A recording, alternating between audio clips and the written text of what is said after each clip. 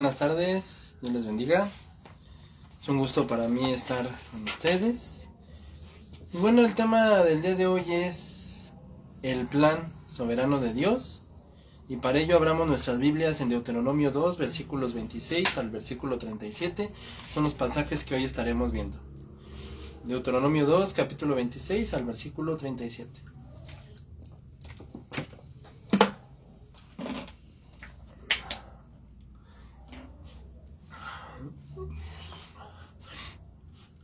Cuando nosotros normalmente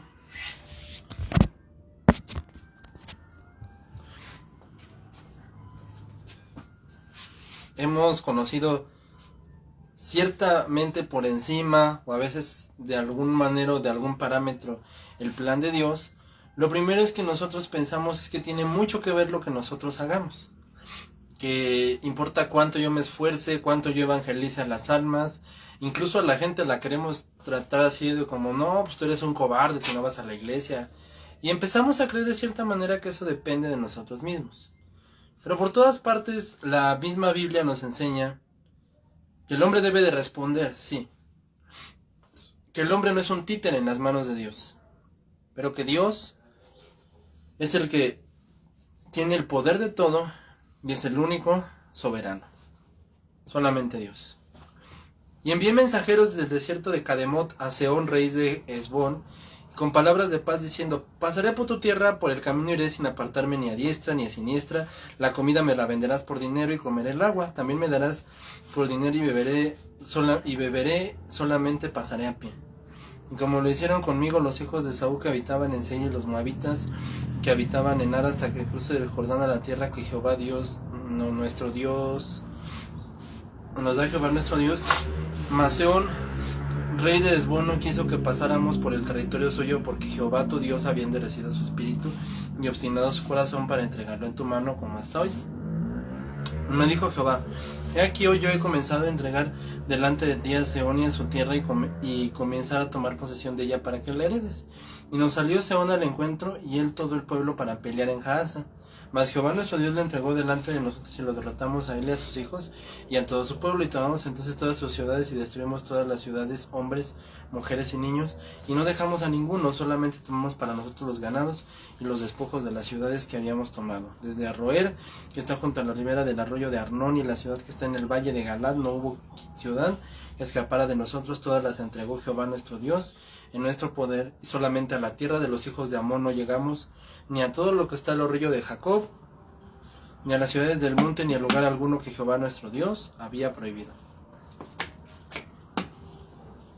Vemos como con palabras de paz le dicen, bueno, vamos a pasar, pero Sehón dice, no, yo no lo quiero hacer, porque Dios previamente había endurecido.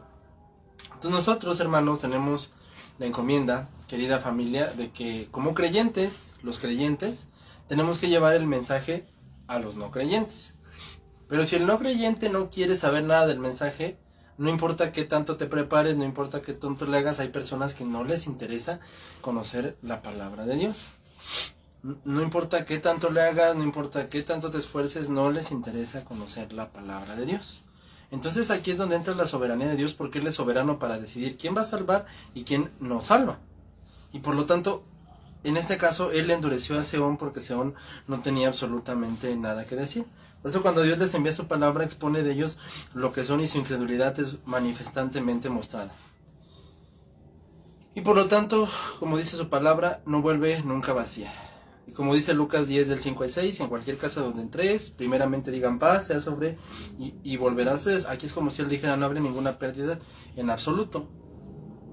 Y por lo tanto no es suficiente que seamos amistosos y esforzarnos por vivir sin molestar a nadie, sin molestar a los vecinos ni nada, sino que hay gente que no les interesa realmente vivir el cristianismo, y por lo tanto, a pesar de que debemos de estar ansiosos por vivir alcanzando a los que buscan todos los medios para ser salvos, si los hombres no son reformados por Dios, absolutamente nadie va a reformar a nadie. Aquí es donde entra el plan perfecto de Dios, que al final de la salvación Él es el que se lleva el mérito, Él es el que se lleva la gloria. O sea, todos podemos decir al final, fue Dios el que me salvó, no yo me salvé. Por eso en nuestro texto Moisés lo llama paz, pero por cierto lo que no es paz verdadera es cuando muchos dirán que no desean más que paz.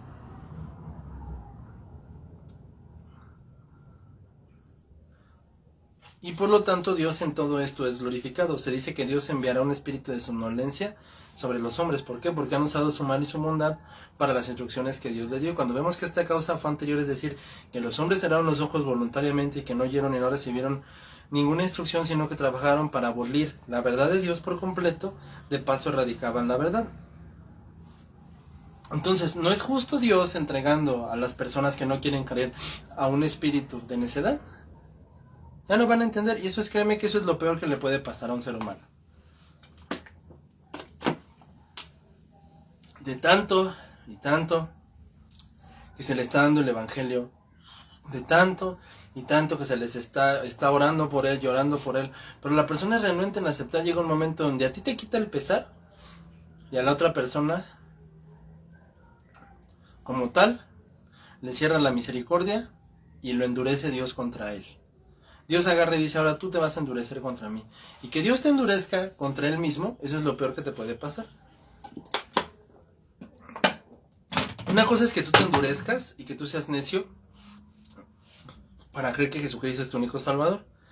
Pero ya que tú agarres y que tú mismo seas endurecido por Dios, eso sí es algo bastante grave.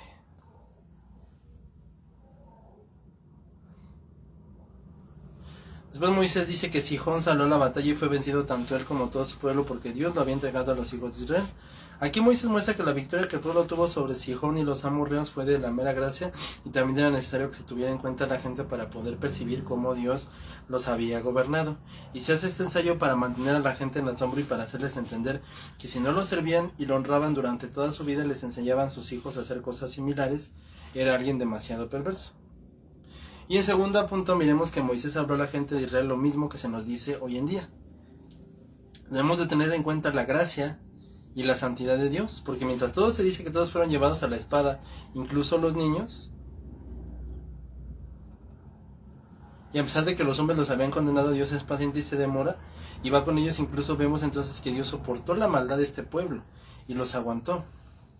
Y el presumir de abrogar contra nuestro juez por defender enemigos de él, finalmente no debemos ni justificar ni defender a los hombres haciendo acepción de personas. Pero sí también tenemos que la discreción de habilidad de discernir entre Dios, no fallemos en honrar y en glorificar a Dios y en rendirle la alabanza de la justicia y la rectitud. Y si nos esforzamos por pruebas las acciones de los hombres por la palabra de Dios como se nos enseña, ¿Dios nos ha prohibido? No. Entonces es una cosa malvada que nosotros actuemos y no llevemos a cabo el mensaje de la salvación de Dios. Sin embargo, el mensaje llegará a quien Dios así lo decida. Esta es la gracia de nuestro Señor Jesucristo, que Él a quien quiso, salvó. Como Él lo dijo, yo vine a dar mi vida en rescate por muchos. Y como Él oró en el Getsemaní, Él dijo claramente, no te pido por ellos, te pido por el mundo. Digo, no te pido por el mundo, te pido por ellos. Siempre era una clara muestra. No te pido por ellos, te pido por... No te pido por el mundo, te pido por ellos. Siempre el Señor Jesucristo haciéndonos referencia de la soberanía que Él tiene para salvarnos. Es bueno orar por la gente, es bueno suplicar por la gente, pero recuerda que al final el que decide quién se salva y quién no, ese es nuestro Dios Todopoderoso. Que Dios te bendiga.